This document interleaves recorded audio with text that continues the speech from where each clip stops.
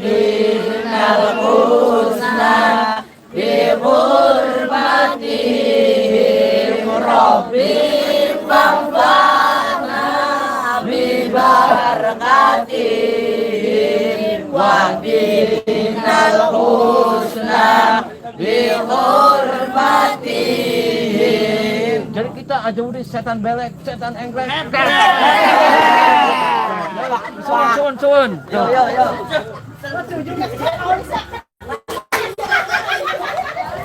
Jadi itu sahabat, wah luar biasa. Sholawat. Jadi kita ketika terus mendawamkan sholawat kepada baginda Nabi kita Muhammad Shallallahu Alaihi Wasallam, insya Allah kehidupan kita akan lebih baik. Insya Allah. Apalagi sholat kita diperbaiki, baca Quran kita diperbaiki, insya Allah. Assalamualaikum. Waalaikumsalam warahmatullahi wabarakatuh. Sehat Pak? Sehat. Alhamdulillah. Pak, saya Ujang Bustomi. Saya yang pertama silaturahmi, yang kedua mau bincang-bincang terkait dengan Syekh Maglum Sakti, Pak. Iya. Bapak dengan Bapak siapa, Pak? Bapak Ustadz Tabiin.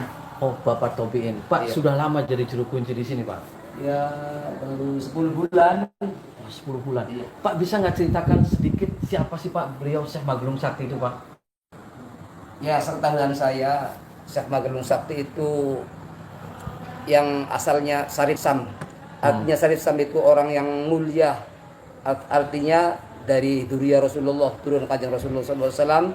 Menurut sejarah yang saya tahu ya Pak Ustadz Bustomi, dikarenakan mereka itu dari kecil sampai dewasa tiada yang bisa motong rambutnya, sehingga tanya-tanya seulama selilingnya itu tidak bisa untuk memotong rambut tersebut. Akhirnya ada yang ngasih tahu kalau memang betul-betul kamu pengen betul rambutnya harus keluar dari negara sini. Negara mana itu, Pak? Negara Mesir, Sam. Negara Sam. Terus? Nah terus sampai ke ini malahan disebutkan itu yang motong itu orang Cirebon, katanya orang dari Pulau Jawa. Kata di Mesirnya. Iya, di Mesirnya itu entah siapa yang beritahu. Akhirnya sampai ke sini. Nah tiba-tiba ada seorang kakek lagi mengembala kambing. Pas dia itu yang memotongnya, yang ini ada yang dua keterangan. Ada yang mengatakan King Cirebon, ada yang mengatakan Syekh Sarif. Waktu itu di namanya Karanggetas. Oh, di kota Karanggetas. Di kota Karanggetas. Jadi beliau Syekh Maglum Sakti itu gondrong. Gondrong. Tidak ada yang bisa memotong rambutnya. Bahkan di Mesir sendiri yang bisa memotong rambut beliau ada di daerah Cirebon. Iya betul. Jadi jauh dari Timur Tengah datang ke Cirebon. Nah, iya. ternyata benar ada yang bisa memotong. Iya betul. Emang dulu rambutnya berapa meter, Pak? Ya, itu kalau masalah panjang rambutnya saya tidak melihat keterangannya, sebenarnya yang panjang aja lah, begitu aja. Nah, beliau datang ke sini setelah rambutnya itu bisa dipatahkan dan bisa dipotong itu. Terus beliau di sini dalam rangka apa, Pak? Di daerah sini nih, Pak. Ya memang Mengajarkan Islam itu. ya memang ada yang mengatakan ditugaskan oleh Syekh Sarif untuk menyebarkan agama Islam di ke utara Cirebon. Ada yang mengatakan saya kepengen uzlah menyendiri. Pak, bisa nggak kita sambil jalan-jalan keliling-keliling? Bisa, Pak? Ya insya Allah malah. Ya. Jadi Syekh Maglum Sakti itu ternyata dari Timur Tengah. Iya. Beliau ada mempunyai rambut yang sangat gondrong dan tidak ada yang bisa mampu untuk memotong. Dan ternyata yang bisa memotong adalah Mbah Bu Cirebon, ya, Pak? Iya. Malah tempat yang dipotongnya itu dinamakan Karanggetas. Oh, itu daerah yang dipotongnya dari Karanggetas. Iya. Berarti ada mitos ngomongnya orang yang kalau lewat Karanggetas itu kalau punya ilmu apapun pasti rontok, ya, Pak? Katanya mitos itu begitu ada yang. Nah, kalau ini apa ini, Pak? Nah, ini namanya tinggalannya Syekh Magelung, namanya pedasan keramat. Apa itu pedasan keramat? Ya, bagi orang yang alat barokah mau tahlil ke keramat Syekh Magelung Sakti, nah ambil air dulu dari sini, terus sama-sama tahlil, terus ya penyusi untuk apa saja yang namanya karomat, sesuatu yang dibutuhkan seperti orang yang sakit atau membutuhkan apa sajalah yang ada niat dalam hatinya gitu. Nah, kalau ini tempat-tempat apa ini, Pak? Kalau yang ini namanya Depok Tuko, itu Artinya kalau tempat apa ini Pak? ya buat orang yang istilahnya apa sih berpuasa, Oh puasa. berpuasa. Nah, nanti ya orang berpuasa ya masing-masing, ada yang kepengen cepet kawin, ada yang kepengen cepet sugih, atau yang punya hutang banyak nih. Sebenarnya selain kesaktian rambutnya tidak bisa dipotong, Syekh Maglung Sakti yang Bapak tahu itu kesaktiannya diantaranya apa Pak? Ya kalau dalam sejarah Cirebon itu pernah saya baca itu pernah ditugaskan oleh Syekh Syarif untuk mengislamkan Raja Galuh. Nah akhirnya ya sampai sukses. Oh Raja Galuh pernah diislamkan. Iya diislamkan, cuman Nah dulu Syekh Maglung Sakti itu dulu punya istri siapa Pak? namanya Nyimas Gandasari. Oh Nyimas Gandasari. Nah dulu yang menjodohkan Syekh Maglung Sakti dengan Nyimas Gandasari itu siapa Pak? Itu ada yang mengatakan Syekh Syarif Hidayatullah, ada yang mengatakan Ki Cirebon. Oh Mbak Kucer. Iya Mbak Kucer. Nah beliau Syekh Maglung Sakti waktu dimakamkan tahun berapa itu Pak? Nah pulang belum apal ya Pak ya kalau itu tahun-tahunnya belum apal saya. Belum apa? Iya. Banyak yang ziarah ke sini. Banyak. Oh banyak. Oh ini dari mana ini? Dari mana? Oh satu Pak. Shockmaker. Apal selawat apa?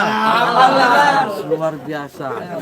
Allahumma sholli ala Muhammad.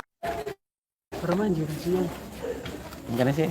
Jaringannya muter-muter, mau mancing jeruk ya muter-muter biasa. Jadi gimana? Sambil muter-muter aja Pak. Ayo Ustaz. Jadi pengen mancing jeruk, sinyal hilang. Nah saya tadi bincang-bincang lagi tentang Syekh Maglung Sakti. Dulu dipotong tuh rambutnya dimakamkan di mana itu Pak? Di makamnya ya waktu begitu udah patah langsung dilempar ke kali. Pas kalinya dinamakan Sukalila yang tempatnya sekarang di sebelah selatannya Pasar Pagi ada kali itu namanya Sukalila. Itu tempat lemparannya Syekh Maglung. Oh Syekh Maglung. Ini kalau dihaulin berapa tahun sekali Pak Syekh Maglung Sakti ini? 1 tahun sekali. Oh 1 tahun sekali. Iya. Banyak Pak yang ziarah ke sini Ya. ke Syekh Maglung Sakti. Ya lumayan lah. Oh dari mana saja Pak? Penjuru semuanya dari Medan, dari Jambi, dari luar Pulau Jawanya. Bapak pernah nggak mimpi ketemu beliau atau ada isyarat apa? Pernah Pak? Nah, kalau masalah itu saya belum berani mengatakannya. Enggak, maksudnya pernah di mimpi belum, atau belum. bisikan atau apa? Belum. Nah, kalau istri beliau dimakamkan di sini juga? Enggak di Penguragan. Oh, di Panguragan. Iya. Nah, kalau ada yang tiap tahun nih kita melakukan naruh sesuatu benda, katanya ada apa tuh Pak? Namanya rujak kuning mungkin Ya, kalau gimana kata itu, orang Pak? sini. Gimana, Ya Pak? itu di dalam itu di dalam lingkungan keramat Nah, ini. kalau ini tempat apa ini Pak?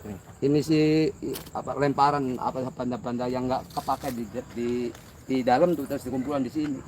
Nah, kalau yang ada saya dengar-dengar buta apa itu apa tuh Pak? Nah, Yang dikalahkan tuh. ini dari Pagemiwang dari Indramayu. Itu ceritanya gimana? Buta bertarung dengan Syekh Maglung Sakti. Jadi begini katanya.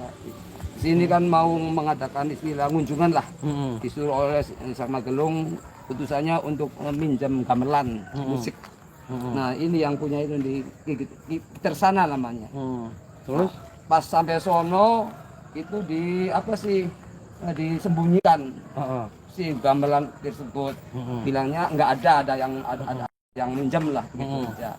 Akhirnya suruhan Syekh Maglung itu kemari lagi pulang lagi. Nah, terus kemungkinan ya dilihat dengan secara mata batin, wah ini nggak jujur. Akhirnya langsung Syekh Maglung sono pas tanya lagi itu gemuruhnya berbunyi disembunyikan di dalam kali. Akhirnya ketahuan, oh berarti kamu itu bohong. Begitu. oh berarti bisanya dinamakan Syekh Maglung Sakti itu kenapa itu Pak? Dulu nama aslinya siapa Pak? Syarif Sam. Oh Syarif Sam. Terus beliau yang bisa menyebut Syekh Maglung Sakti itu siapa? Ya mungkin nama dari asma laqab tersebut karena mempunyai istilahnya rambutnya panjang dari itu digelung itu diikal biar nggak kelihatan. Oh. Nah, pas itu dipotong itu berarti rambutnya sudah nggak panjang lagi, Pak? Ya iya udah patah. Nah, senjata andalan beliau itu apa sih, Pak? Nah, ini diantaranya yang apa itu? saya ini Apa itu, namanya Pak? payung. Payung apa, Pak? Mana payungnya? Ini di dalam ayo coba lihat. Itu buat apa itu payung itu, Pak? Ya ceritanya waktu diperintah oleh Syekh Syarif, ya nggak diperintah dengan Syekh Syarifnya mengisahkan negara telaga itu Majalengka. Nah ini sejarahnya ini payung. Oh, payungnya buat apa itu, Pak? Ya buat waktu perang itu waktu dengan orang Buddha ini. Oh, jadi ada senjata andalan daripada Syekh Maglung Sakti, payung. Waduh, payung. Sekarang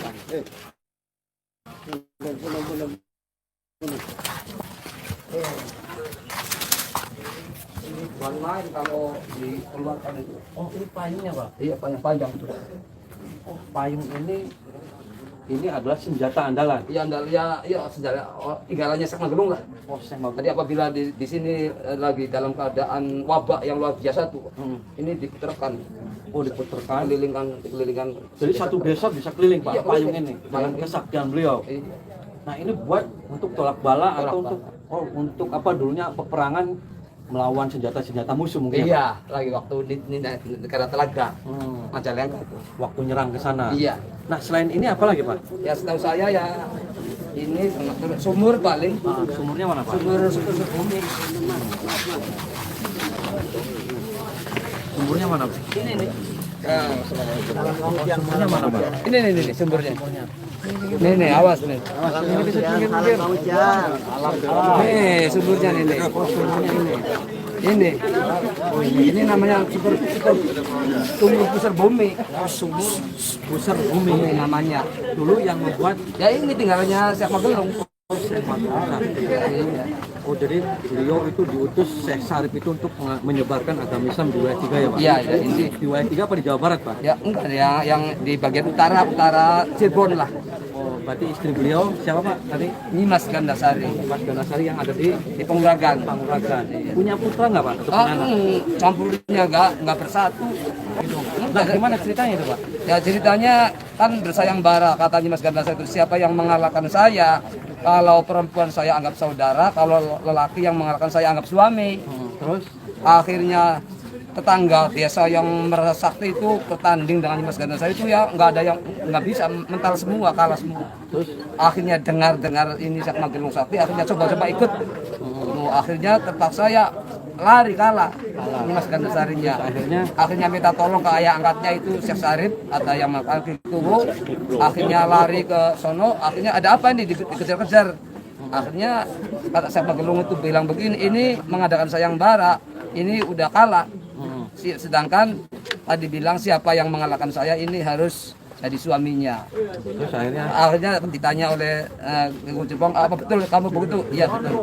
Akhirnya ya udah dikawinkan. Nah, akhirnya sudah dikawinkan, ya udah saya menerima jadi istrinya. Tapi selama saya jadi istrinya, saya nggak bisa campur dengan seperti orang biasa. Nanti di akhirat saja begitu sudah. Iya, kasih nih, Pak, atas bincang-bincangnya. Iya. Jadi sahabat, itu adalah sekilas daripada cerita tentang Syekh Maglung Sakti. Jadi kita jangan pernah melupakan tentang sejarah orang-orang masa lalu, orang-orang hebat masa lalu. Jadi itu untuk pelajaran bagi kita bahwasanya ketika menyebarkan agama Islam itu sangat luar biasa susahnya. Jadi kita mendoakan mudah-mudahan beliau Syekh Maglung Sakti diampuni segala dosa-dosanya, dan juga mudah-mudahan saya dan sahabat-sahabat semua bisa diakui santrinya minimal. Amin. Salawat.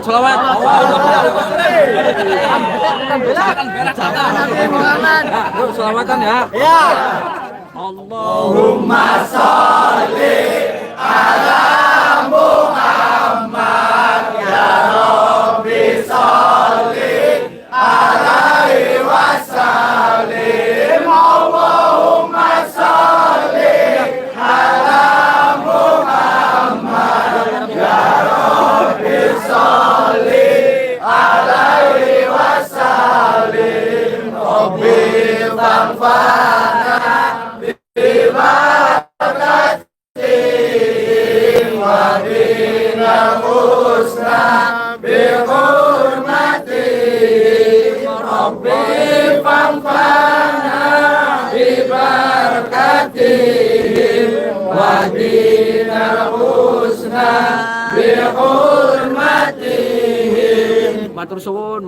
Mudah-mudahan kita kelak yaumul kiamah, yaumul masyar akan mendapat syafaatnya Rasulullah sallallahu alaihi wasallam. Terus perbanyak perbanyak sholawat, istighfar, perbanyak baca Al-Quran, dan terus perbaiki sholat kita. Insya Allah semakin sholat kita baik, insya Allah kehidupan kita akan lebih baik. Allahul muwaffiq ila aqwamit thoriq. Wassalamualaikum warahmatullahi wabarakatuh.